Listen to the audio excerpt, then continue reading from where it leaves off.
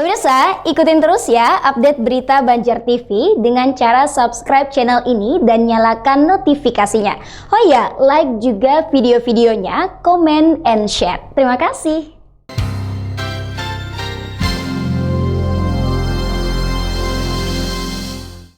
Terima kasih Anda masih bersama Lintas Banua. Sekolah Tinggi Ilmu Ekonomi Indonesia Banjarmasin terus melakukan peningkatan wawasan bagi para mahasiswanya. Kali ini menggelar kuliah tamu bersama Bank Indonesia Perwakilan Kalimantan Selatan untuk melihat prospek ekonomi tahun 2020 ini. Perekonomian Kalimantan tahun 2019 lalu tumbuh 4,99%.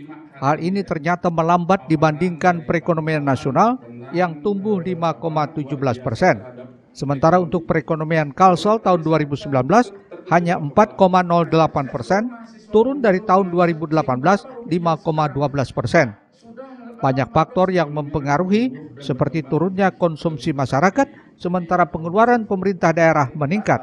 Di samping turunnya ekspor dan naiknya impor hingga turunnya harga batu bara. Tahun 2020 ini perekonomian Kalsel diprediksi hanya tumbuh 4,4 hingga 4,8%. Hal ini karena perdagangan masih terpengaruh akibat virus corona secara global.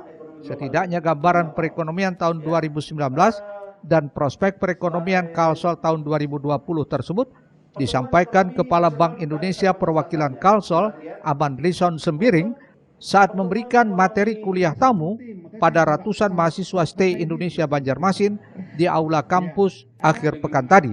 Kuliah tamu ini merupakan rangkaian Desnatalis Stay yang ke-46, juga sebagai bentuk kerjasama dengan Bank Indonesia Perwakilan Kalsel selama ini.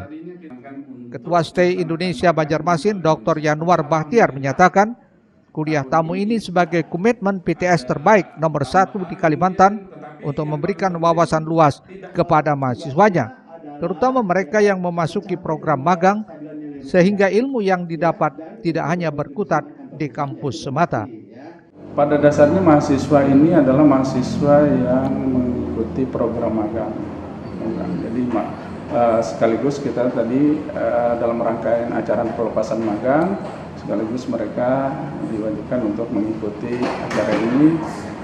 Mudah-mudahan acara ini bisa memberikan bekal wawasan mereka tentang bagaimana perekonomian khususnya di Kalimantan Selatan di 2020. Jadi pada dasarnya kita ingin meningkatkan wawasan mereka. Jadi tidak hanya mereka berkutat sehari-hari dengan ilmu teori, tetapi juga mereka harus memahami juga sebenarnya kondisi secara praktisnya di dunia nyata. Stay Indonesia sudah cukup lama bekerja sama dengan Bank Indonesia, khususnya di bidang magang. Aspek lainnya juga sering mendapat kepercayaan Bank Indonesia untuk melakukan survei pasar dan dunia kerja. Eko Anggoro, Banjar TV.